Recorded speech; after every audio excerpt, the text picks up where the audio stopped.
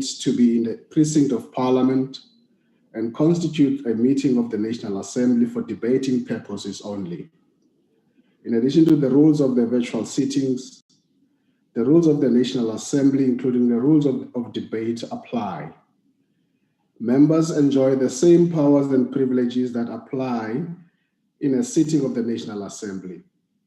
Members should equally note that anything said in the virtual platform is deemed to have been said to the House and may be ruled upon. All members who have logged in shall be considered to be present and are requested to mute their microphones and only unmute when recognized to speak. I repeat, are requested to mute their microphones and only unmute when recognized to speak. This is because the mics are very sensitive and will pick up noise which might disturb the attention of other members. When recognized to speak, please unmute your microphone and connect your video. Members may make use of the icons on the bar at the bottom of their screens, which has an option that allows a member to put up his or her hand to raise points of order. The Secretariat will assist in alerting the chairperson to members requesting to speak. When using the virtual system, members are urged to refrain or desist from unnecessary points of order or interjections.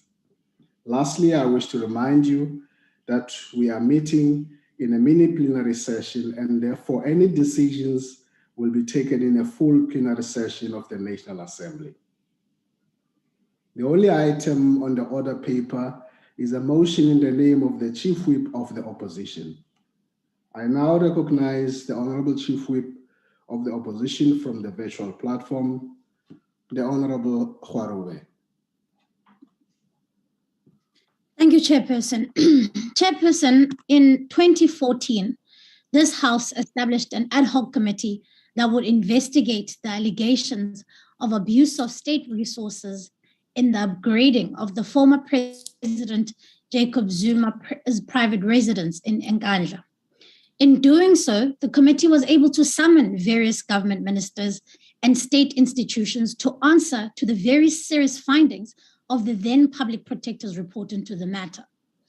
In 2015, the ANC used its numbers in that ad hoc committee to adopt a report that had completely whitewashed and downplayed the abuse of public money. This was subsequently the subject of a constitutional court judgment which found that Parliament had failed to uphold its constitutional obligation of holding the executive to account as it is envisioned in both Section 42 and 55 of the Constitution.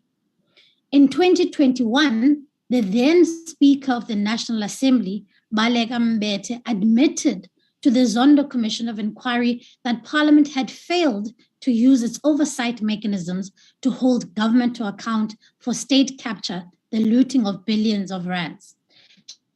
She admitted that things went wrong and that these were mistakes that should never be. Sande Modise admitted that Parliament woke up when things were really bad and offered an apology on behalf of the people of South Africa. 8 years later, after the Nkandla matter seized this Parliament, another Speaker of the National Assembly, Nosiviwe Mapisa Nqakula, is faced with the very same question of principle.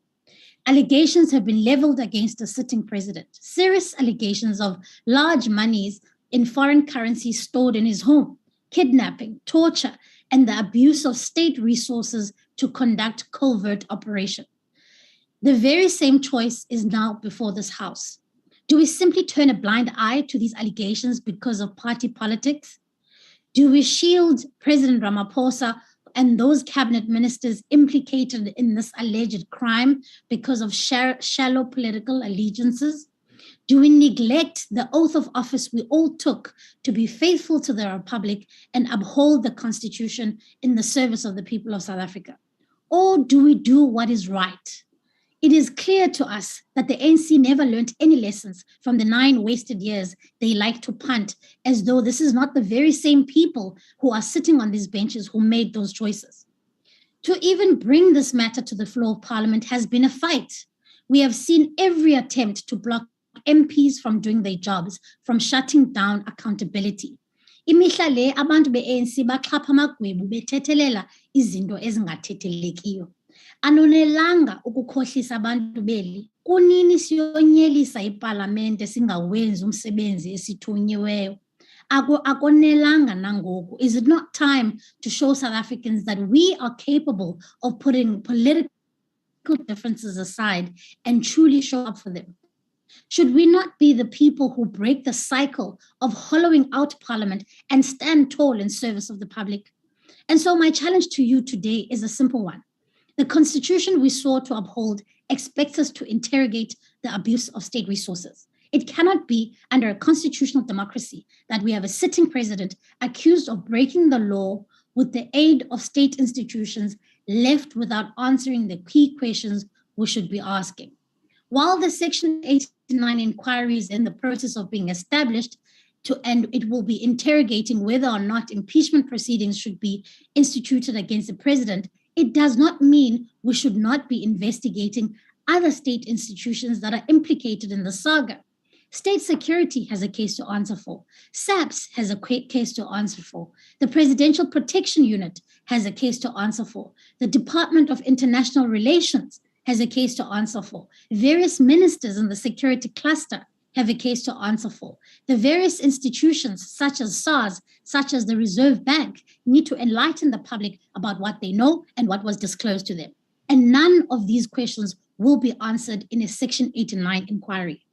These matters can only be responded to through an ad hoc committee that would have the powers to summon all these institutions and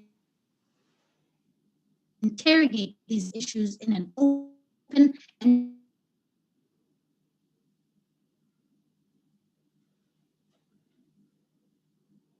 transparent manner. They could determine on the guilt or the innocence of the president, ministers, or government officials. All that is asked of you today is to allow Parliament to do its work.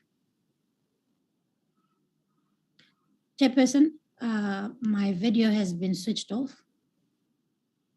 Yes, go ahead. All that is asked of you today is to allow Parliament to do its work of determining the facts and testing the serious allegations before us. All that is asked of you today is to not repeat the mistakes of the Fifth Parliament of shielding the executive to account for political expediency. All that is asked of you today, members, is to side with the Constitution and the people we are meant to serve. This is not some mud-slinging political fight. It is truly about the integrity of the institution. When history is written about the Sixth Parliament, let it be one where this House found its voice and put party interests aside in order to fulfill our legislative duty. Let it be one of service to the people. Let it be one where there was a clear choice of country over party, of people over politics. Thank you. Thank you, Honorable Khwarube. Your video was switched off because you were breaking up, so we're trying to help you with your network. I now recognize Honorable Lesoma, the African National. Thank you very much, Honorable House Chair. May I be allowed to switch off my video as well, please? Only ones who have seen you. Okay. That's how it works. Thank you very much, House Chair, if I may then. Thank you. Now switch it off. Of course. I'm listening to Lesoma.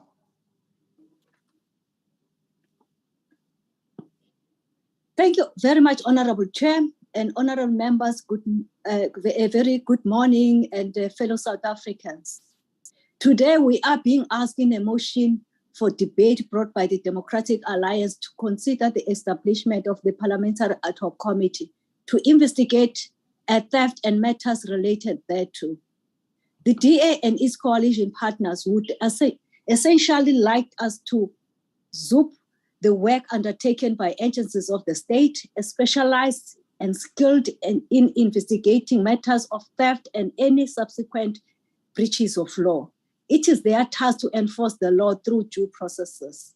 Not only that, in this case, the DA-led coalition would like us, inverted commas, to investigate some who is a victim of a crime not at his primary residence, but at his business premises. It gets even more peculiar. They would like us to investigate a matter which by and large concerns a juristic person. Phala Phala Wildlife is a separate legal entity. Sitting here, Honorable House Chair and Honorable Members, as we speak, none of us know the legal entity which was actually involved in the transaction, which resulted in the theft. We all assume it is Phala Phala because it happened at the headquarters of Phala Phala, but we actually do not know unless the DA knows more than what we know. In the event where it attracts any liability of any kind, of it be addressed like any other matter, any entity which liable before the appropriate authority.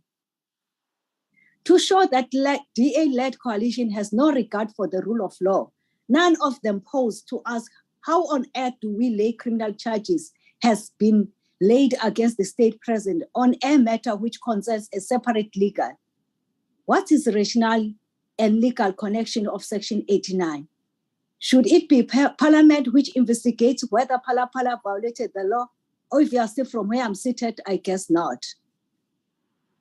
Nevertheless, we have agreed to a Section 89 of the Constitution impeachment process submitted on the 18th of July by the ATM, no doubt sponsored by the DA-led coalition, has been agreed by the Speaker, and in terms of Rule 129, has initiated the establishment of an independent panel to conduct preliminary inquiry on the impeachment motion.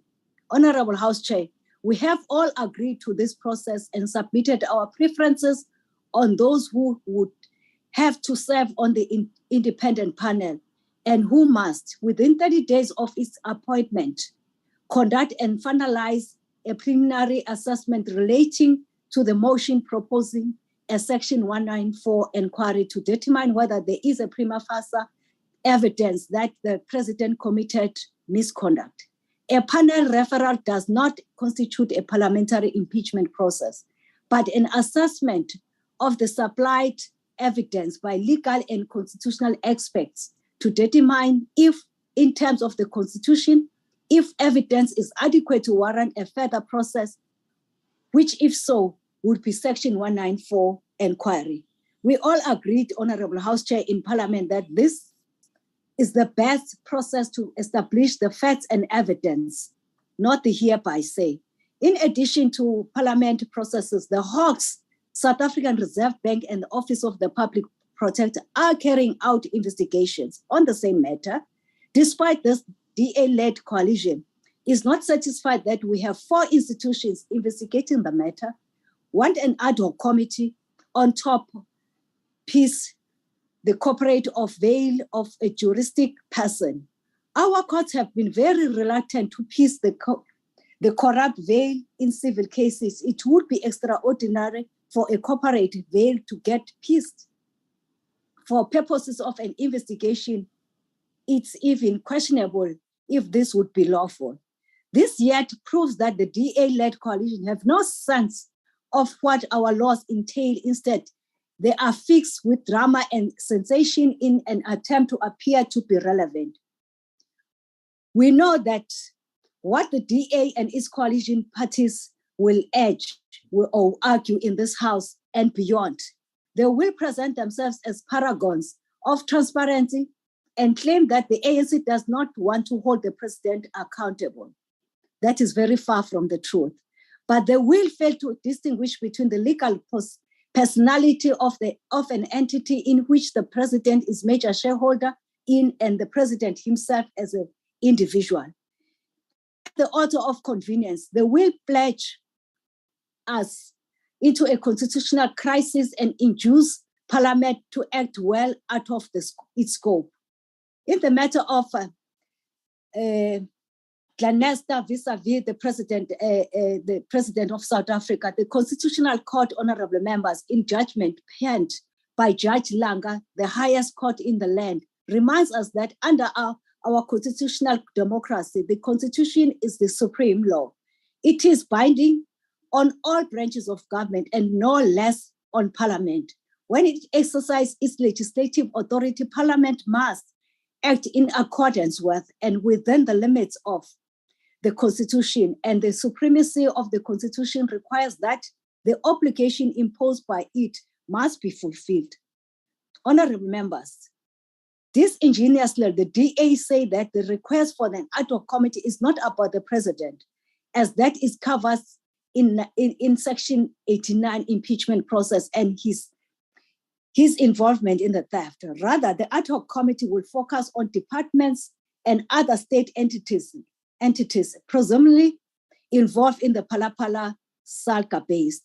If this is the case, let us have an ad hoc committee which will focus on Zondile Manyi's former company Afro Worldview and it how miraculously purchased a NN7 and filed for liquidation in less than a year. Let us once more establish an ad hoc committee which will focus on Steinhoff and Marcus Juster for his conduct where it is alleged that people have been defrauded to the tune of about 100 billion. We cannot do that. Why? Because these are allegations. We are not a body where allegations are tested. However, let me walk through the honorable members how previously the ad hoc committees were established. Whenever we have been called upon to establish an ad hoc committee, the ANC has taken a decision based on the facts and evidence in matters which primarily concern state-owned enterprises or government departments. Here, the leader of the opposition party wants us to establish an ad hoc committee based on allegations of a private entity. Nevertheless, our standpoint is that due processes and respect thereof is a principle when seeking to establish the facts. 4 institutions of the state are involved in this matter, covering all 3 arms of the state, and we need to receive the information first and all before just acting. In particular, the parliamentary processes, Honorable House Chair, honorable members. Once the panel is finalized within the 30 days of its appointment, finalize a preliminary assessment relating to the motion proposing Section 194 inquiry to determine whether there is a prima facie evidence to show that the president has or has not committed misconduct. If, as the DA allege, there are departments or entities who can be proven to have been complicit in covering up the theft, then we have portfolio committees who can make a determination in this regard as part of their oversight responsibilities. In addition, questions to the executive committee can be placed. And this is an allegation they have to take note of if it has been made formally to the committees. It is only the DA who believe that the ad hoc committee is not about president. It is about creating another mechanism working through rumors and the wedge drivers, Oliver Tambo, that warns us in one of the good days when he was still alive.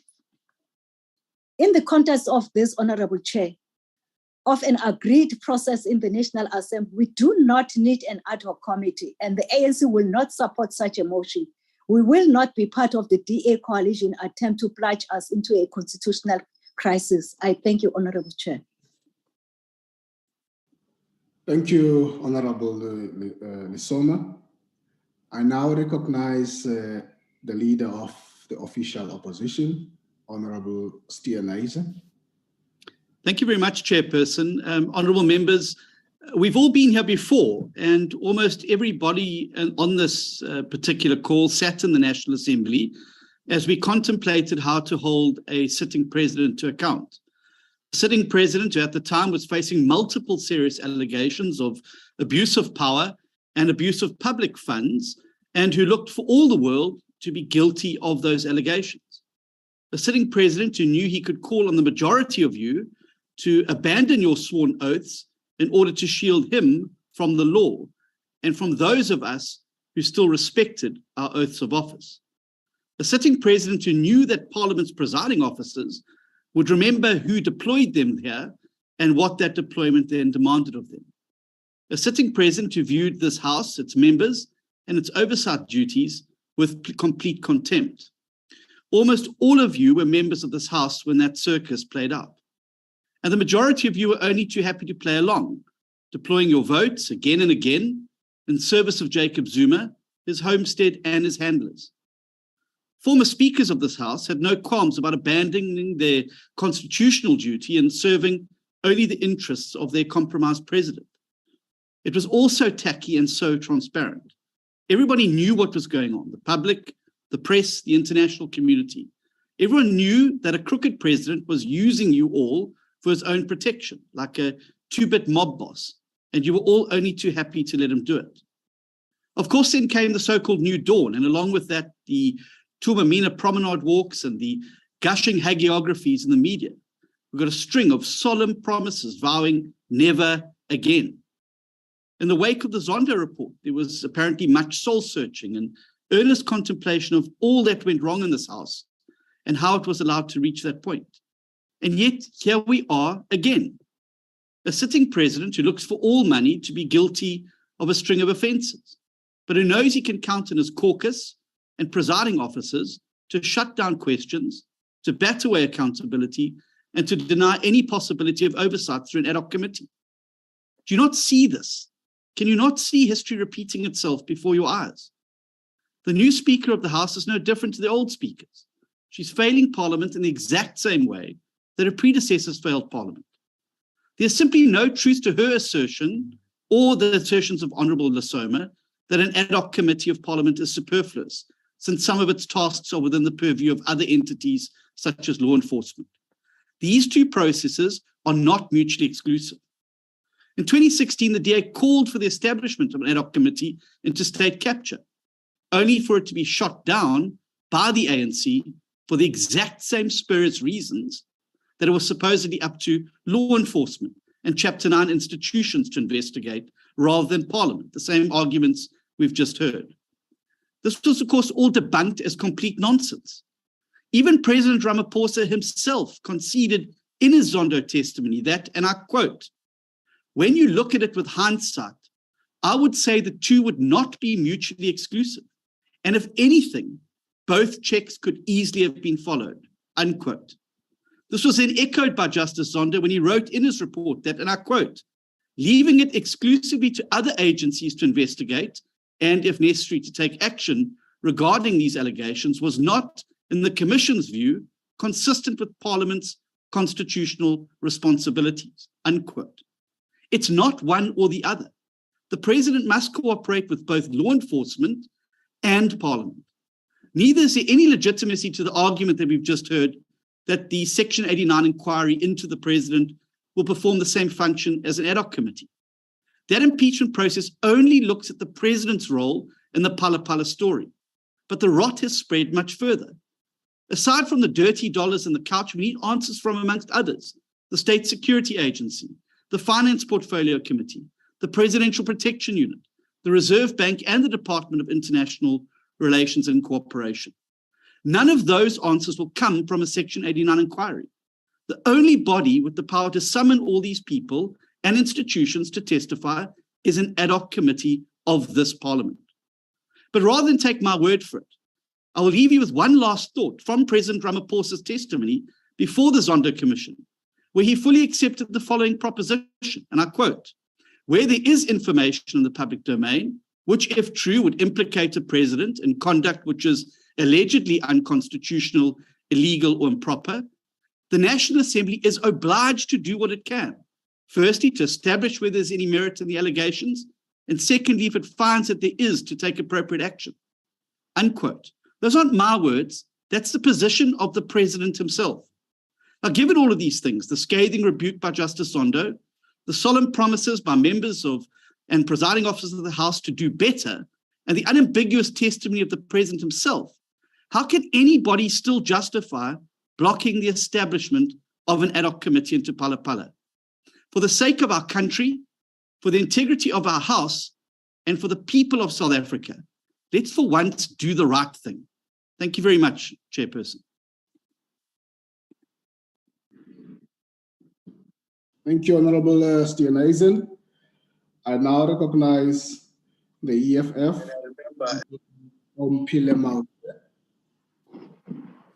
Thank you very much, Chair. Chair, the Economic Freedom Fighters support the draft resolution to establish an ad hoc committee to conduct. Honorable Mautu, just before you proceed, please, I would have read at the beginning that when members are recognized, they must unmute and connect their videos. I'd like you to do that. My network is bad, Chair. It's gonna disconnect me. Yeah, let's see first, and then you must be granted that permission. No, it will. I'm telling you, Chair. I'm in rural areas. Thank you, Honorable. Yes. Can I continue? Just connect your video for a second. No, I can't, Chair. I can't connect the video. Why? I'm in an unstable network area, Chair. I can't connect the video. It will disconnect. He must connect, Chairperson. On a point Everyone of must order, connect Chair. the video. No, on a point of order, Chair. Everyone must connect the video, on a Chair. point of order, Chair. No. There's no order on a point there. of order, Chair. Honorable Tseki and Honorable Modise, I did not recognize or invite you to speak. And on a point of order, Chair. I will recognize your point of order, Honorable Ntlangwini. Chair, please don't make your own rules as we go. The Honorable Mautu have stated to you her network is bad. We can even hear it when she's speaking. So if she's going to switch on her video, she's going to get disconnected. I mean, everyone knows her voice by now. You would know that this is Honorable Mautu. A video for a second, not for the whole time, just for the second. No, can I be protected? Can I be protected from this rebels? I'm protecting you. Can I be protected? Please complete your point of order. Honorable Tseki, you are going to refrain. We have even hear it on our side that you can't hear properly because her network is very bad. I mean, IT wouldn't have even accepted her to this platform if she was not Honorable Mautu. Please, can you allow the Honorable Mautu to speak? Stop making this unnecessary rules when it comes to the EFF, please. I beg. Thank you, Honorable Ntlangwini, for that point of order. Let me just assist you and indicate immediately that your point of order is not sustained. We are in a position to see when a member's network is unstable and bad. And at the same time, this is a rule that applies to everybody.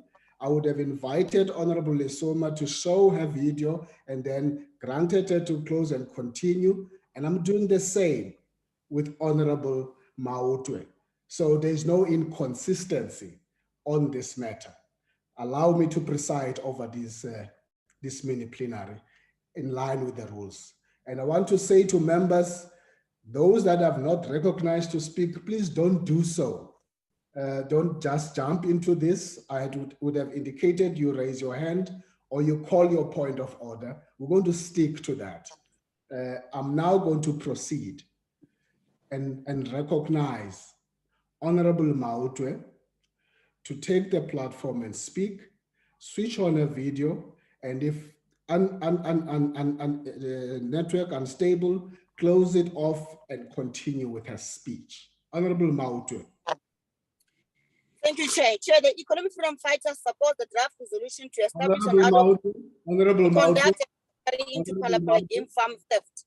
We should be very worried that the gains we worked hard for in the fifth parliament are destroyed. Honorable Mautu, you are not going to proceed in the way you want to proceed. I've just indicated what you need to do. Chair, I'm not going to show my video. I'm saying I'm in an unstable environment. You want me to be disconnected and not be able to debate this motion? No, that's not fair. I want to debate. You know who I am. I've been allowed here by IT to speak here. I'll come back to you, Honorable Mautu, so that you can reposition yourself. I'll proceed to the next speaker. I'll come back to you. Okay, I can't drive 120 kilos to switch on my network. What nonsense is this? On a point of order, on a point of order, Chair. It's not a nonsense. You refuse to adhere to rules of a session.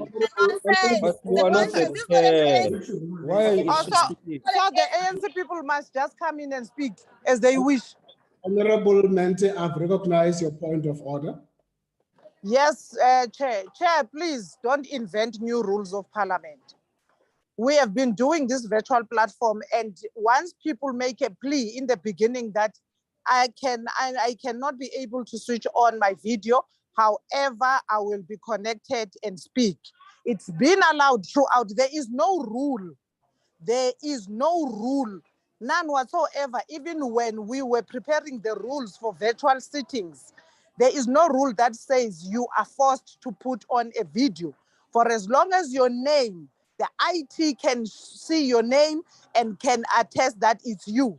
All of us, we know our voices, and we've been allowing people to speak without videos. There's no rule that says people must be forced to. Please, Chair.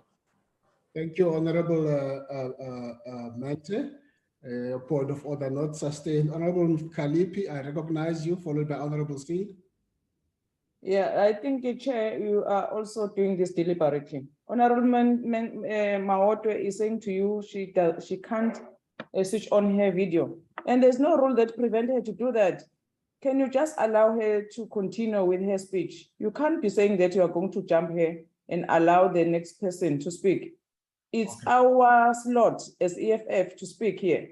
And there is no rule that also stop her not to speaking because of the video. Please, Chair, don't do this deliberately to EFF. Can you allow her to continue with the speech, please? Thank you, Honorable Kalipi. I'm going to recognize the last Honorable Singh and Honorable Nisoma, and then we'll proceed. Thank you very much, Honorable Chairperson. Chairperson, on a point of order, I want to make an appeal to you that there is no written rule that we've looked at the Rules Committee that requires a camera to be on. It is desirable for that to happen. But in this instance, I would like you to consider referring this matter to the Subcommittee on Rules or the Rules Committee, but allow the Honourable Member to proceed in this debate. Thank you. Thank you, Honourable Singh. Honourable Nisoma, your last one. Thank you very much, Honourable Chair. You have made a ruling, and all of us as honourable members, we know that when the presiding officer has made a ruling, there is a route that we need to take, not engaging on the matter. That's one, because I thought Honourable Singh was going to say that in addition to the point that he said it must be referred to the Rules Committee. I suggest, Chair, you have made a ruling and your ruling must be respected, and we proceeded. Thank you very much. And you didn't also, Chair, stopped Honorable Mauter to speak. You said you'll come back to her after she has sorted out and also be able to show her face and then switch it off and then continue. Thank you very much.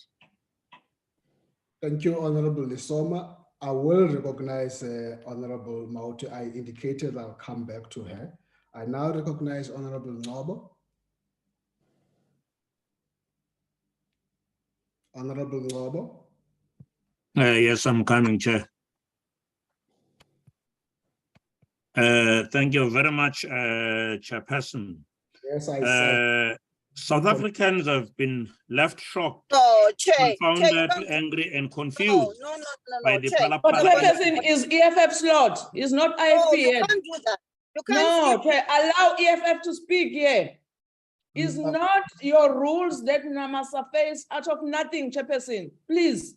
Honorable, this is the EFF slot. You can't do that. You can't jump me and say I must drive 120 kilometers from Pitrisilia to Rustenburg to get network.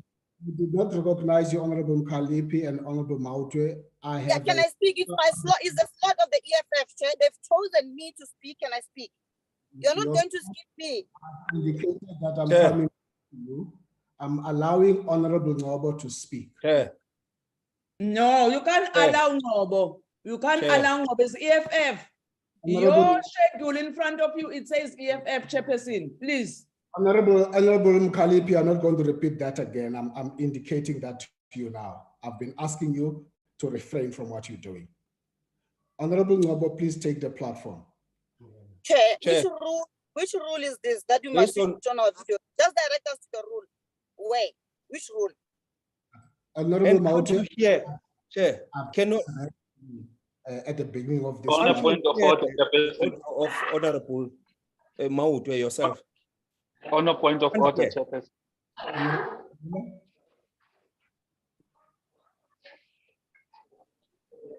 On a point of order, Chairperson. Yes, Honorable Zungula, you are recognized. Chairperson, firstly, my hand was up. So please recognize the hands as they go up, unless you want us to interject when the speakers are on the floor. Chairperson, we must be led by the rules. We must not be led by your interpretation or your feelings or how you want to conduct this session.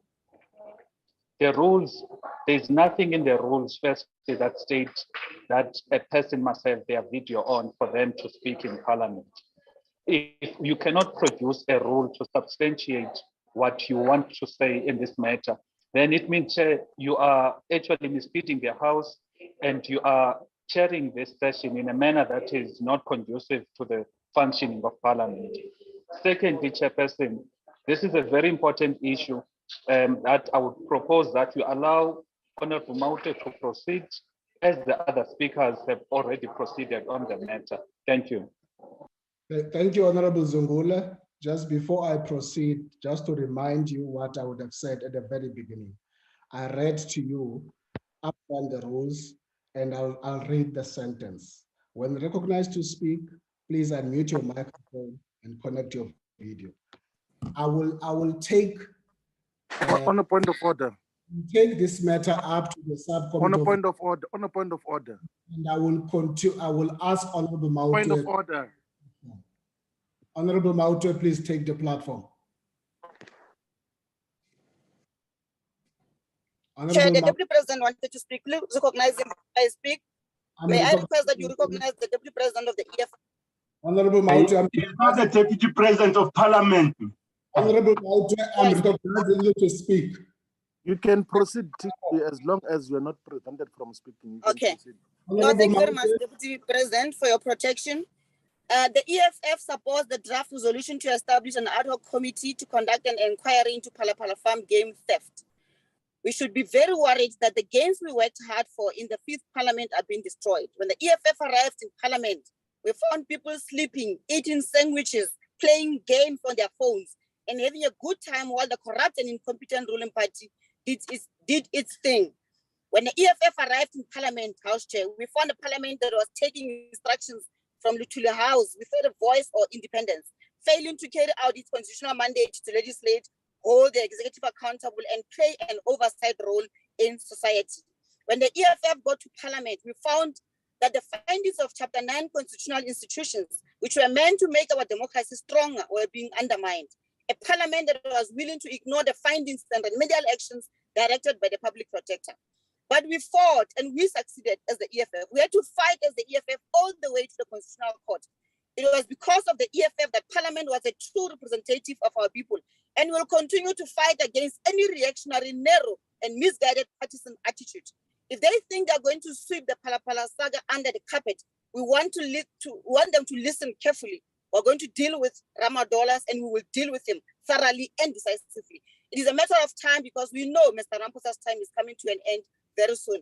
We need Parliament to do its work, represent our people, and represent them without fear or favor. We need the ad hoc committee to ask ourselves, after the 60 million rands that was hidden under the mattress was stolen, why was there no case of burglary and theft opened with the police station? We want to know when Mr. Ramaphosa instructed state officials in the police and state intelligence to torture a domestic worker, who was involved. We want to know when senior officials of the South African Police Services, including the now National Commissioner, who was rewarded for abuse of state resources, which rule or law did they follow? We want to know, as the EFF House Chairperson, what was the role of the Crime Intelligence Division of the South African Police Services in the Phala Phala saga? We want to know, and the people of South Africa wants to know, when senior police officers met with their Namibian counterpart in no man's land, on what case number were they working on? What was the role of the Deputy Minister of State Security, who authorized the use of the police helicopter? We also want to know why the South African Reserve Bank failed to deal with 60 million rands in US dollars that entered the country without the necessary declaration. There seems to be confusion, Chair, about the role of an ad hoc committee and the Section 89 committee that is going to impeach Mr. Ramaphosa. We know that this is confusion meant to mislead our people. There is no confusion and there is no duplication. The ad hoc committee is going to deal with various issues that cut across different government departments, including the failure of the Reserve Bank, the Financial Intelligence Center, and many other departments that got involved in a cover-up. The Section 89 inquiry will deal with separate matters, and we'll get to that when the time comes. Let's allow the panel to do its work. We want a panel that is independent and does not have Mr. Ramaphosa praise singers. The Speaker promised to inform the nation about the final independent panel on Friday, and we're still waiting. For now, let's allow the establishment possible time to report back at the agreed time to avoid any further delays. The work of the ad hoc committee must start without any further delays. One question responses, then 21 questions and the answers. I thank you, Chair. We supported the motion to have the Section 89 committee established. I thank you, Chair. Thank you, Honorable Mautwe. And now I recognize Honorable Ngobo. Thank you very much, Honorable Chairperson. South Africans have been left shocked, confounded, angry, and confused by the Phala Phala incident. Many are asking themselves the elusive question, why? Why did the president of the country have such a large amount of money in cash in his possession? Why was the theft not reported? There are more unanswered questions surrounding the matter than answered, Chairperson. The president, who is in the heart of this controversy, has yet to fully account to the citizens of South Africa. Transparency and accountability by the head of state is of paramount importance. The president further swore in his oath of office to obey, observe, uphold, and maintain the Constitution and all the other laws of the Republic. If South Africa's first citizen deem himself unaccountable, what type of example does this set for South Africa, this country, the continent, and the world? The president's actions thus far have not been aligned with the expectations of the office he holds. One such example was when the public protector, a constitutionally mandated Chapter 9 institution, approached the president with official questions around the Phala Phala issue, having been tasked with investigating the matter. The president missed the deadline to respond. It took a threat of a subpoena to elicit the written responses from the president. More recently, the president refused to answer the parliamentary questions related to the Phala Phala game farm theft. These actions are not in keeping with the ethical requirements of his office. The president, as the first citizen and the head of executive arm of government, more than any other South African, has a responsibility to lead by example, particularly in matters relating to upholding and respecting the rule of law. This is not a man leading from the front, setting an example for his fellow South Africans. Phala Phala has been shrouded in secrecy, with details emerging only as the story evolves. It's Parliament's duty to hold the executive to account. Therefore, we as members of Parliament must be steadfast in performing our duties, including the establishment of an ad hoc committee to investigate this matter. South Africans must be confident that they can place their trust in Parliament to hold the executive to account, particularly following the erosion of trust that occurred after the last decade, largely due to state capture. If conducted correctly, with no third-party interference, this ad hoc committee will serve to strengthen transparency and restore trust in Parliament. Openness and accountability on the part of the executive are essential elements for successful South Africa. In conclusion, we reiterate and remind the president of his first State of Nation address when he stated that South Africa is entering a new dawn. We ask him to consider his actions to take people of South Africa into his confidence and to ensure that this new dawn is one of transparency, accountability, and justice. I thank you, Chairperson. Thank you, Honorable Ngobo. Before I proceed to the next speaker, I saw your hand, Honorable Khadebe. Oh, the member is off the platform because I was going to raise a point of order that what is it which we are discussing? were discussing the merits of the case of the land or the establishment of the ad hoc committee. But the members now off the platform. Thank you, Chair. Thank you. Because the agenda was the issue of the establishment of the ad hoc committee. Thank you, Honorable Khadebe. Honorable Vessels of the FF Plus, you are recognized. Thank you, House Chairperson. House Chair, in 2009, the South African intelligence agencies concluded that the Gupta family poses a serious national threat. On the 30th of April 2010, the Mail and Guardian reported on allegations of the government's irregular involvement in the Gupta newspaper, The New Age. On the 2nd of March 2011, it was already highlighted that the Guptas were being rewarded for their support of Zuma politically and financially.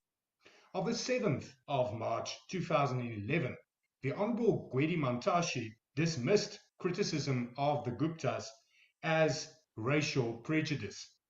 In April 2013, the Gupta family used the Waterkloof Air Force Base to land charter planes. During a debate, Chairperson, in this House on the Waterkloof landing on the 22nd of May 2013, the Honorable Jeff Khadebe said, "We have become used to opposition parties reaching a verdict while lacking any of the facts." He dismissed the allegations of abuse of power. This Honorable Chairperson reminds of the Honorable Lesoma during this debate. This reminds of the current allegations that we are set to ignore. This Parliament, Chairperson, the majority party in particular, ignored allegations of state capture, failed to hold the executive to account, and failed to prevent billions of taxpayers' money being stolen and state-owned entities being destroyed. History never repeats itself, but man always does.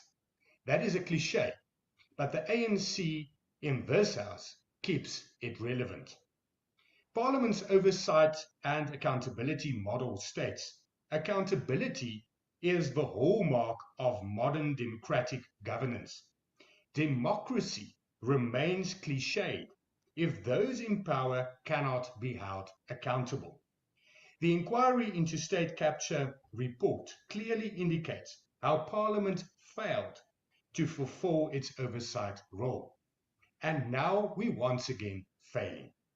Die agbare Lesoma wil hê dat ons weer 'n blinde oog moet draai vir die ernstige beweringe wat gemaak word. Die ANC, agbare voorsitter, het van hierdie parlement 'n rubberstempel gemaak. Die ANC laat toe dat die uitvoerende gesag die parlement voorsê. Wanneer daar ernstige aantuigings van magsmisbruik en die betrokkenheid van verskillende regeringsdepartemente by die ongeruimthede van Phala Phala is, moet hierdie parlement dit ondersoek en moet die uitvoerende gesag aanspreeklik gehou word. Allegations of state capture were dismissed as only being allegations. And once again, the Honorable Lesoma now wants to say it's only allegations. And that is why we shouldn't establish an ad hoc committee. That's why we shouldn't investigate. That is why this Parliament shouldn't fulfill its role of oversight. You are repeating history. You are once again going to say sorry to the nation for not preventing and not acting when there were allegations made, and let us again learn from what happened as early as 2009 when the first allegations of Gupta state capture were made and it was ignored by the ANC. I thank you. Thank you, Honorable Vessels. I now recognize the ACDP, Honorable Mishwe. Thank you, House Chairperson.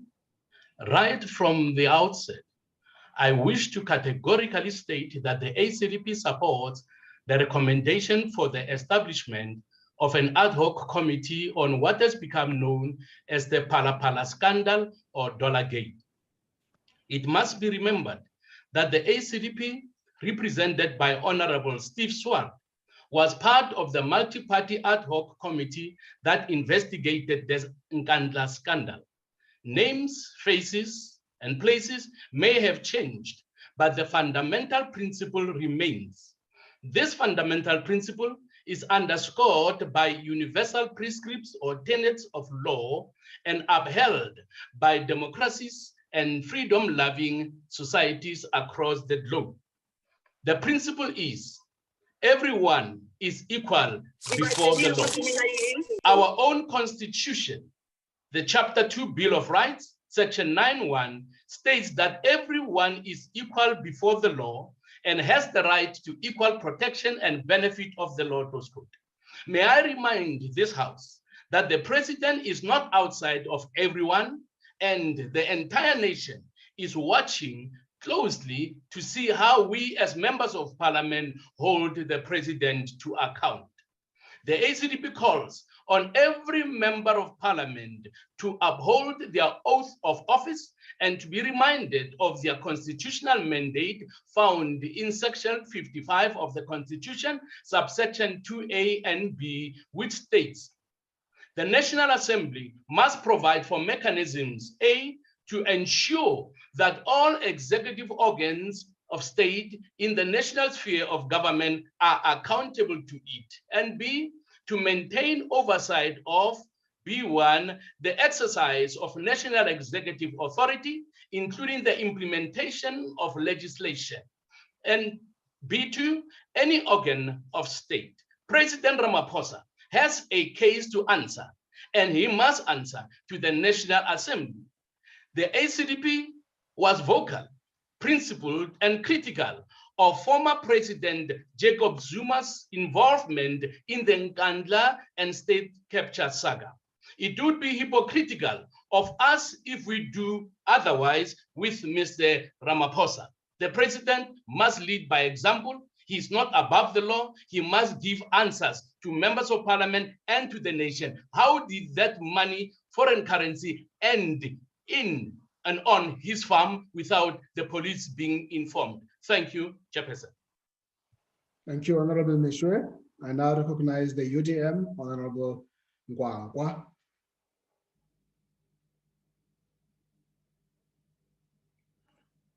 Honorable Nabayom Zingwangwa of the UDM.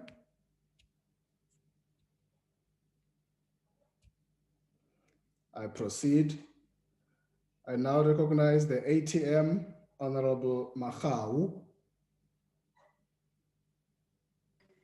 Thank you very much, Chairperson. The Section 89 independent panel will indeed confirm the following: irrefutable and uncontested violation. So there will be two different terms of reference for the committees, for the two committees. One, under Section 89 independent panel, Mr. Ramaphosa violated Section 96, subsection 2A of the Constitution, in that he undertook paid work. He even acknowledged his customers during the provincial conference of the ANC in Limpopo. On the 18th of June this year, he was in his Phala Phala farm auctioning Angoles. Mr. Ramaphosa violated Section 96, subsection 2B of the Constitution, in that he exposed himself to a situation involving the risk of a conflict between his official responsibilities and private interests. He did this by issuing an unlawful instruction to his bodyguards, General. That's a pause, Honorable Mahau. Please take a pause. I see a hand. Let me recognize Honorable Khodebe. Thank you, Chairperson. The member continuously refers to the President of the Republic, and then this is not a substantive motion on the conduct of the President. It is a motion on the establishment of the ad hoc committee. There must be a separation between the two, Chair. So she cannot claim as a matter of fact that the President has violated 1, 2, 3, 4 without a substantive motion. Thank you. Thank you, Honorable Khodebe. Honorable Mahau. Chairperson, I'm clear here. Yes, I have no confusion on what I'm saying. I'm trying to separate the two committees, the need for an ad hoc committee vis-a-vis Section 89 committees. So I'm not confused here. I'm trying to explain that. Thank you. Mr. Ramaphosa violated Section 92, subsection B of the Constitution, in that he exposed himself to a situation involving the risk of a official responsibilities and private interest. He did this by issuing an unlawful instruction to his bodyguard, General Rudi, to investigate the burglary in his private property, Phala Phala farm, instead of instructing him to open a case with the police. There is still no case number, which is another violation. What we are saying as African Transformation Movement Chairperson, ATM supports the establishment of the ad hoc committee so that the site visit to Phala Phala farm can be undertaken. Also to summon all the agencies that have been seized with investigating, in particular, criminal activities, so that all the allegations, including money laundering, kidnapping, foreign exchange violence, torturing of women, illegal border crossing, abuse of police grabber, etc., can finally be confirmed. We fully support the establishment of a committee. Thank you very much, Chairperson. Thank you, Honorable Mahau. I've been made aware that Honorable Nkwangwa is not on the platform. I proceed to recognize good Honorable Heron. Thank you, House Chair. Chair, the fog of legitimate unanswered questions relating to the breach in security at the President's farm and theft of piles of cash has enormous destructive power. Brushing the questions aside as being part of the politics of the day thickens the fog instead of clearing it. We repeat our call on the President to urgently take South Africans into his confidence by providing coherent explanations for the vast sums of cash kept at his farm and why, when the money was stolen, the theft wasn't reported through normal police channels. By offering a credible explanation, the President would defend his own integrity and that of the country and materially contribute to breaking the toxic cycle of allegations of criminality being weaponized by politicians and media. These are serious allegations and they require serious responses. By refusing to provide answers, the President creates space for political opportunism at a time the country can least afford it. It is very difficult, Chair, to take this motion seriously, given that the allegations are already the subject of unprecedented scrutiny. The Hawks are conducting a criminal investigation. IPID is investigating allegations of unlawful police involvement in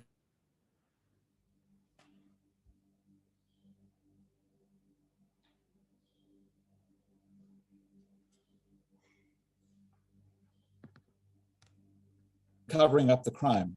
There's a newly appointed Inspector General of Intelligence for intelligence involvement in the matter. The Executive Ethics Act and Code is probing whether there's been any contraventions of our exchange control regulations. And as we know, Parliament is already dealing with a motion that the President has breached Section 89 of the Constitution and should be impeached. Yes, we'd like these processes to hurry up, but what we don't need is another highly politicized special committee that is not conceived to serve the cause of justice, but rather to enable a renewed feedings frenzy by opposition politicians, both inside and outside the ruling party. Mature politicians who respect and promote the rule of law and are committed to due process should approach matters of such significance as this is, with sobriety. Frivolous motions designed to attract publicity are not mature or helpful. What's at stake is of far too much consequence to be reduced to a political plaything. Parliament must deal with evidence of wrongdoing, if there is any, when those who are constitutionally mandated to conduct such investigations have done their work. That is our job. Until then, it is our duty to monitor the ongoing processes to ensure that they proceed without fear or favor. The extent of the investigations already underway differentiate the current allegations from the state capture and Nkandla cases some of the members rely on to motivate for another committee. Thank you. Thank you, Honorable Heron. I now recognize the NFP. Thank you, Chairperson. Allow me to raise my concern, Chairperson. Yes, indeed, what we are attempting to do is to put a committee in place to look into what has actually happened in the Phala Phala farm scandal, if that's what we can actually call it. Now, yes, indeed, we do agree as the NFP that there are various processes currently in place by law enforcement agencies. But I think the nation as a whole, Chairperson, is getting a bit impatient and frustrated that this particular investigation is taking a long time. And more importantly, they are suspicious that there must be or could be some level of interference, as a result of which, we are not getting enough information. Now, Arthur Fraser, yes, indeed, some may raise concerns about his credibility, but there's no doubt about is that what he's raised in this case did actually take place. I don't think there's any doubt about that. And there are lots and lots of questions, Chairperson, that remain unanswered. The amount of foreign exchange that was there, how did it come into the country, who brought it in, what did they buy, when did it go out, why was there, and there are allegations about the Namibian president, and there's been contact, the use of intelligence funds to pay for security on the premises. So there's a whole lot of serious allegations that are being made. And I think this inquiry might give the president an opportunity to come clean and be able to put this matter to rest once and for all. Had the law enforcement agencies, provided some level of satisfaction to the masses in this country and internationally, I don't think there would have been a need for this inquiry.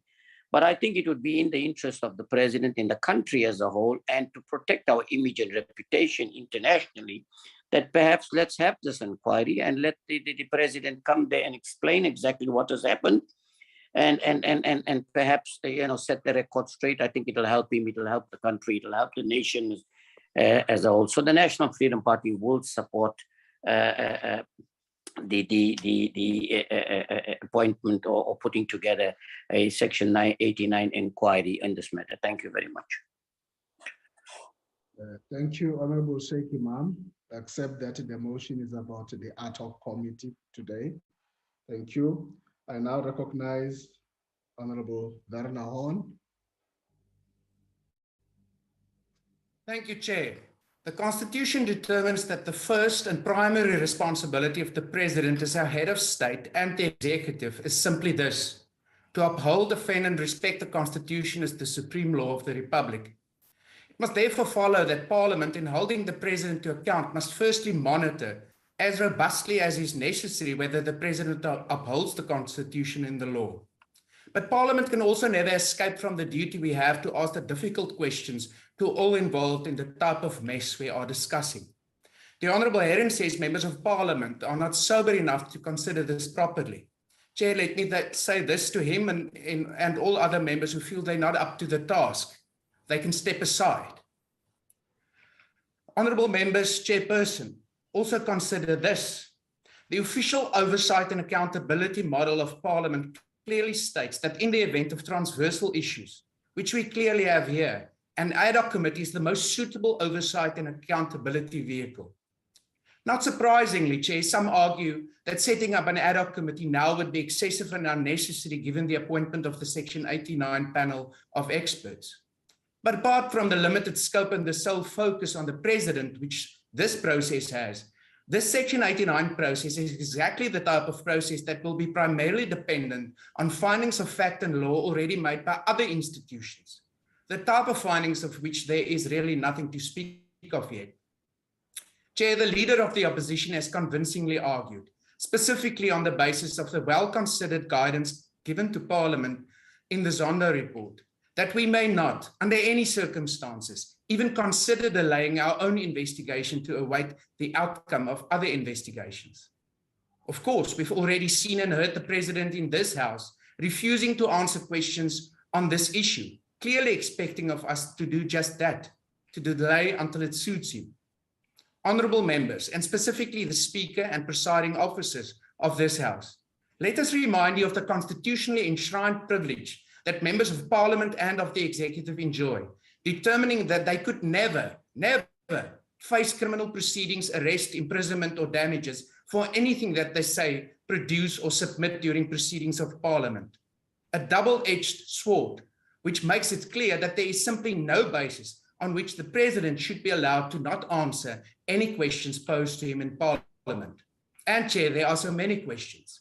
Questions like, what happened to the announcement in 2014 when the President assumed office as Deputy President that business interests like the one the President has in Phala Phala was to be placed in a so-called blind trust managed by independent professionals, and that he would not be giving any instructions regarding the management of these interests?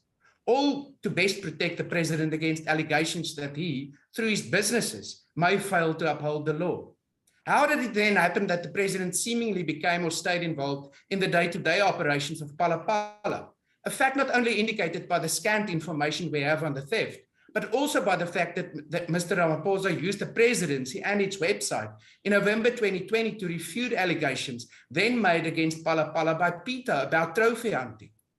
Involvement which now has the consequence that it could probably be blamed for the apparent breach of the exchange control regulations, which requires prior permission to receive payment in foreign currency and requires foreign currency to be declared and sold to an accredited dealer within 30 days of receipt. Also, was the failure to adhere to exchange control rules and the break-in and theft reported to the relevant authorities? If so, when? What have they done since then? And if not, why not? Did the president allow his protection unit to embark on an investigation and manhunt aimed at apprehending the perpetrators? And if this was done without his knowledge, what did he do when he learned of these abuses? Were former members of staff at Phala Phala paid to secure their silence on the event? And if so, who took the decision to do so? Was the president aware and involved? And if not, what did he do when he became aware of this? Did the president discuss this matter with his Namibian counterpart at the time, with a request that the matter and any assistance given by Namibia be treated confidentially? Is 15 months really the standard time it takes the Department of Justice to determine that a request for mutual legal assistance does not meet the required standards, as was the case when dealing with the request from Namibia on this matter? Is the NPA and its special investigative unit guiding the belated investigation into this matter by the Hawks? If not, why not? Given that everything known about this matter screams out that this is the type of case that must be carefully investigated and guided.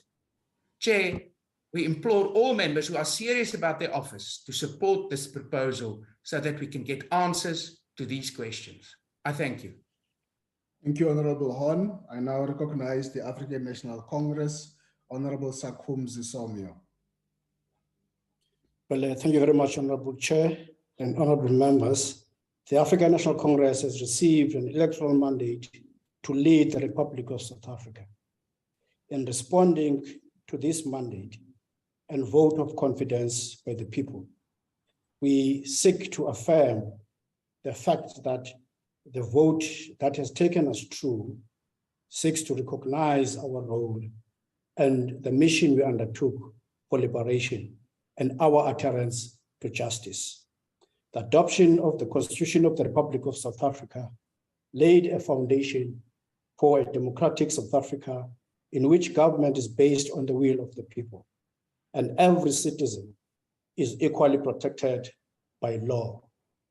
The President of the Republic of South Africa is the head of state and is duty-bound to uphold, defend, and respect the Constitution as the supreme law of the Republic. For this reason, the President, in his first public statement on the theft at Phala Phala farm, said the following: the President Ramaphosa, stands ready to cooperate with any law enforcement investigation of these matters, I close quote. The President and various members of the executive have been cooperating with all investigations, while others are undertaking investigations from the police, the Reserve Bank, and other competent agencies. Therefore, there is no cover-up on the matter, as reports will be tabled. These honorable members are consistent with the ANC's position on accountability and ensuring that when allegations are raised against any leader of the ANC, the due process by competent institutions of the state in the three arms of the state, based on the nature of the matter, is central to testing the veracity of allegations raised.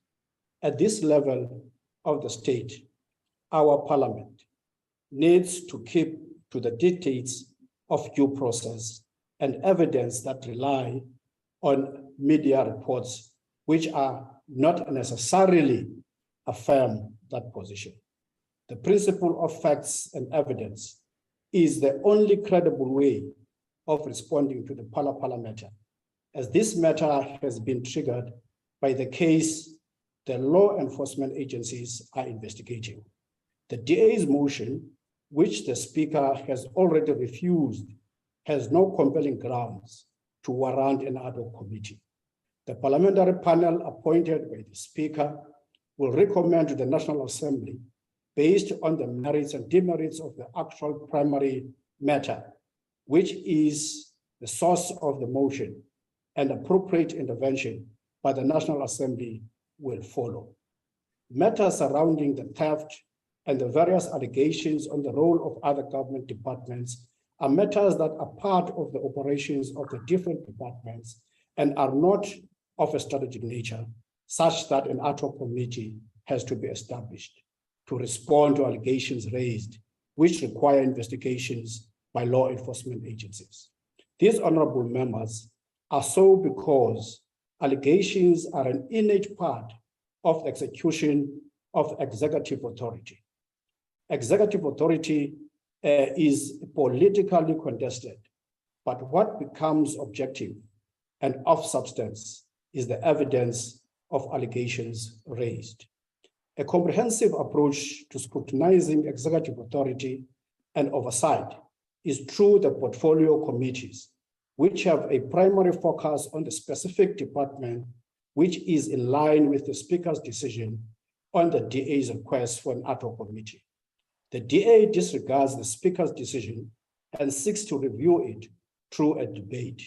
This debate is a blatant abuse of the rules of this House. And honorable members, this motion is nothing else than an attempt to project the president as avoiding accountability. Yet the matter relating to the theft is being investigated by all competent institutions, including this, our institution, our parliament. The DA attempts to claim that the Phala Phala matter it seeks to focus on has no bearing on the process of the independent panel and is not linked to the work of state institutions, is the lowest level of comprehension of the interconnectedness of the matter. The DA and the EFF have asked questions on various executive issues, and accountability should continue at that level. The leader of the DA is on record saying that the DA will pursue all means to ensure accountability, but what the leader of the opposition will not tell the people of South Africa is that the ANC has welcomed the establishment of the independent panel to test the allegations, which the outcomes will premise the response of Parliament on the matter. So the fact that there's nothing happening in Parliament currently is a lie. The EFF, through its member, asked the Minister of Police a question on the 31st of August 2021 on the involvement of crime intelligence, which the minister responded and further affirmed that no resources of the crime intelligence were used as alleged in relation to theft at Phala Phala farm, but the matter is currently under investigation.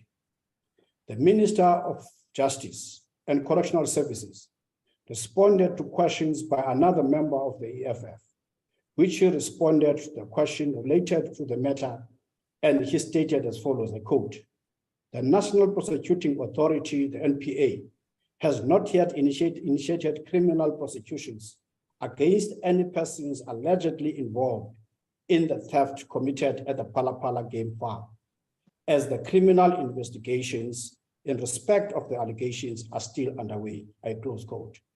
The ANC will ensure that we follow due process to ventilate the allegations, but as a governing party, we have a duty which the opposition does not have, the constitutional mandate of governing and ensuring stability through evidence-based decision-making, which is fundamental to responding to problems in a systematic manner.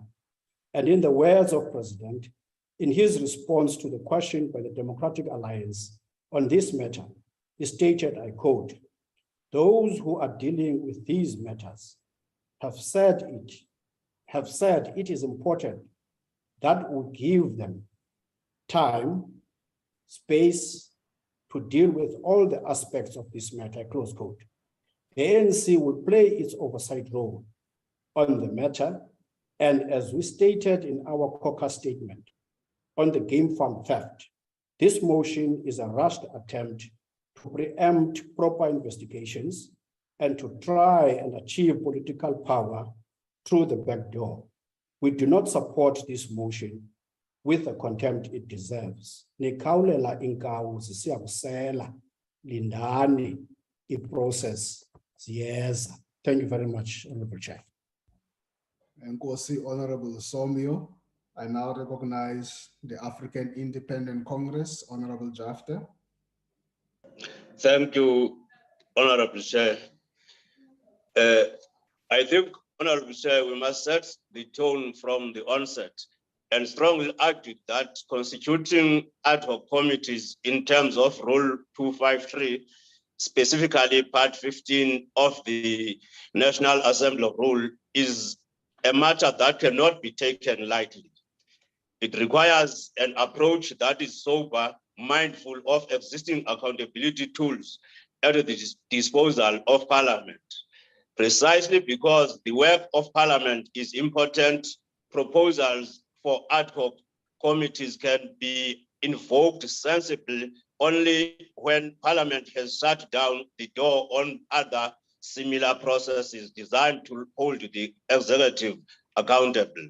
The conclusion that the National Assembly, through the Speaker, must undermine the role of question and answer session, oral and written replies, a motion of no confidence session, or even the impeachment process is wrong and was correctly rebuked by the Constitutional Court in the EFF case. Honorable members, instead of debating matters of national public importance or constituting committees to serve the public, we have seen mounting cases of motions to establish ad hoc committees. This approach does not advance the best interest of ordinary South Africans. Good governance and public interest is not served by narrow and agenda-driven motions, which are not related to promoting the socio-economic conditions of the people. It is our contention that, I quote, for the enhancement of the effectiveness and efficiency of its constitutional obligation to hold the executive accountable, close quote, Parliament has its disposal a variety of accountability negating tools. Honorable Chair, precisely because Parliament has the sole power to regulate its own affairs in terms of the Constitution, there is nothing that stands in its way to adopt any oversight mechanism it prefers. Indeed, the National Assembly must be left to enjoy its constitutional guaranteed functional independence to determine its own procedures and processes. And it will be unfair to undermine any oversight mechanism preferred by Parliament unless it can be shown that is less effective in achieving accountability. I thank you. Thank you, Honorable Jafta. I now recognize Cope. Cope. I recognize the PAC. PAC. I now recognize the African National Congress. Honorable Chair, support the establishment of the. Honorable Nyonso, you are recognized. The PAC supports the establishment of the ad hoc committee, Honorable Chair, and thank you very much. Thank you, Honorable Nyonso. I now recognize the African National Congress, Honorable Cyril Kaba. And also to just indicate that Honorable Somio would have saved 2 minutes. So if you need, that is added to you, Honorable Kaba. Please proceed. Thank you very much, Honorable Chair. Thank you very much for the 2 minutes adding to my allocated time. When we're dealing with a matter like this, we should be guided by the principles of law and facts. Our democratic system is premised on the Constitution, which is a supreme law of the land. Chapter 2 of the Constitution under the Bill of Rights provides in Section 9 on equality that, I quote, everyone is equal before the law and has a right to equal protection and benefit of the law, close quote. This principle of equality before the law and the protection and the benefit of the law equally applies to the president. So when we deal with this matter, it is important that we should allow the law to take its course and that we respect the constitutional right of the president.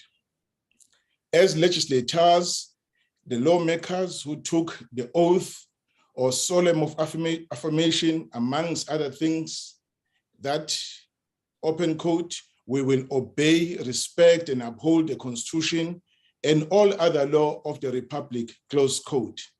It is us as members of Parliament who must lead and encourage the nation to obey, respect, and uphold the Constitution and other law of the Republic. Therefore, this requires that at all material times, we should be consistent in upholding this oath or solemn affirmation. We cannot and must not be party to any view that seek to justify the president, to subject the president to a different treatment in law. As we said, this matter requires reference to law and facts as opposed to what we wish to be the desired outcome. The facts are that a burglary is confirmed to have happened at the president's farm, and that a case of money laundering, defeating the ends of justice, and kidnapping has been opened at the Rosebank police station. Again, the fact is that the South African Reserve Bank's Financial Surveillance Department is probing allegations related to the matter of foreign exchange transactions related to the burglary at the president's farm. The fact is that when this matter of the allegations of break-in and theft at the president's farm was brought before the law enforcement agencies, the president released a press statement on the 2nd of June, 2022, that are open quote, President Ramaphosa stands ready to cooperate with any law enforcement investigation of these matters, close quote. This is a principled stance by the president and is consistent with the oath of affirmation he took as the president of the Republic. So the oath of office or affirmation he took as the president of the Republic, that he will obey, observe, uphold, and maintain the Constitution and all other law of the Republic. The fact is that the public protector is investigating the theft that took place at the president's game farm.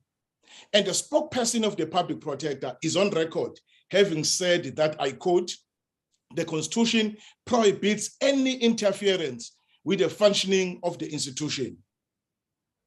The public protector of South Africa, therefore, views pressure on the institution to publish the evidence in question while the investigation is underway as constituting the interference contemplated in the Constitution, and calls upon them to desist from such conduct, close quote. Therefore, as lawmakers, we are expected to ensure that the concern raised by the public protector about undue pressure and interference in the work of the public protector is condemned as it falls outside our Constitution and the law. It is also a fact, Chair, that the Extending Committee on Intelligence has investigated certain allegations pertaining to the alleged involvement of the Deputy Minister responsible for state security, as well as the alleged abuse of state secret crime intelligence fund. These allegations were dismissed as rumors. The committee the Joint Standing Committee on Intelligence found that there was, open quote, no independently verifiable information to support the allegations, close quote. As the ANC, we understand that Parliament from time to time will establish ad hoc committee to deal with critical matters of oversight. However, this depends on the facts and is dealt with on a case-by-case basis. Parliament has a history of establishing ad hoc committees, and it will continue to establish ad hoc committees when circumstances allow. The case of the ad hoc committee on natural disasters in KwaZulu-Natal, Eastern Cape and Northwest provinces is a case in point. The 5th Parliament established ad hoc committees to deal with the challenges of SABC, ESCOM, but not as the first port of call, Honorable Chair, I repeat, not as the first port of call. Parliament then through its portfolio committees undertook inquiries as part of its oversight, and evidence emerged and justified the establishment of an ad hoc committee with specific terms of reference. In this case of the burglary at the President farm, Parliament does not have facts consistent with the practice. The ANC takes a view that Parliament must allow the process to ventilate fully so that facts are fully established by the agencies with the necessary capacity, and the process that the Speaker has initiated following the impeachment motion by the ATM. The Speaker, after consultation with the party leaders, has established a panel of experts which will conduct a preliminary inquiry into whether, in fact, there is prima facie evidence to sustain the motion that grounds exist to initiate the process towards the impeachment of the President. The panel will assess all evidence placed before it and submit to Parliament its findings and recommendations. The DA is not telling the truth, sir. The argument that Section 89 process is limited in its scope as alleged by Honorable John Steyerzen on this matter, and that the panel will not delve into many questions that the DA, the IFP, and the FF say remain unanswered, is rejected.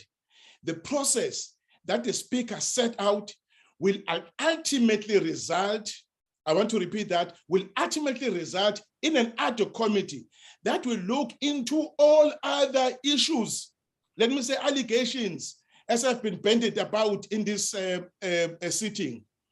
It will have powers to subpoena anyone it deems holds information that will assist it to do justice in the matter, but only if the panel makes a determination that there is prima facie evidence, or rather prima facie evidence exists to suggest that there is a case to answer. The ad hoc committee will thereafter report its findings and recommendations to this House. It is a matter of sequencing the steps. The position the Speaker has taken stems from the constitutional judgment that held that, open quote, any process for removing the President from office must be preceded by a preliminary inquiry during which the Assembly determines that listed ground for impeachment exists. It went on to say that without the rules defining the entire process, it is impossible to implement Section 89, so that there is a clear procedure to be followed. Parliament now has beefed up its rules pertaining to holding the President, members of the executive, and all other entities of government accountable. The DA's such approach flies in the face of the rules of Parliament, and it causes an unnecessary stampede. The question, do we turn the blind eye to the allegations involving the President and other agencies? The answer is no. Do we neglect the oath of office? The answer is no. And we have proved in this debate that the DA is jumping the proverbial gun. And we are proving in this debate that the DA is mad at being overtaken by the ATM, a party they consider insignificant and shooting above its weight. It is not true that the president has refused to answer the questions on Phala Phala. The sitting where president was in parliament to address this question was aborted by the EFF and the ATM. This week, the president will be here in parliament to answer the remaining questions. Our plea, Honorable Chair, is that let us allow the due process of law to take its course. The public must not forget. I want to mention that because it's been all sort of allegations have been bandied about. The public must not forget that he who accuses must prove, and that the accused must be held to account in proper forums with due regard to the rules of natural justice. I thank you, Honorable Chair. I submit. Thank you, Honorable Baba. Whatever time you've saved is not going to accrue to the next speaker, who is Honorable Sifua Kharube. I now recognize Honorable Kharube. No, Chair, that's rather unfair. I'd already geared up for an extra 5 minutes from Honorable Baba. Chair, I would like to place on the record for the benefit of the people at home that the ANC has never learned any lesson from the Nkandla scandal, state capture, or even the 9 wasted years. The apologies that have been offered to South Africans by government ring hollow, because had lessons been learned and true introspection taken place, the ANC would not be treating Parliament with disdain like it is today. The government party has done a poor job of defending the indefensible. They have sought to conflate the work of the Section 89 inquiry and that of an ad hoc committee. They have pretzeled themselves explaining how law enforcement agencies are investigating the matter as to argue why Parliament must sit on its hands. In doing so, they have demonstrated to us that they simply have no appreciation of the Constitution and the doctrine of the separation of powers. Law enforcement agencies should do their work. However, lawmakers in this House should also do their work. Perhaps more devastatingly, the ANC has shown its hand. This is a party that will never be able to self-correct. They have gone so far down the hole of moral bankruptcy, they can no longer be trusted with governing South Africa. There comes a time in any constitutional democracy where politics is placed aside in order to bring the dignity back to this institution. We do so because we respect those who elected us. And the ANC and those who declined this opportunity have failed to rise to a critical occasion in our democracy. And history will judge them harshly, as it should. Thank you. Thank you, Honorable Kharube. Honorable members, let me remind you that the hybrid plenary of the National Assembly will still take place at 2. That concludes the debate and the business of this virtual mini-plenary session. The mini-plenary will now rise. I thank you. Thank you, Chair. Thank you, Chair. Thank you, Chair.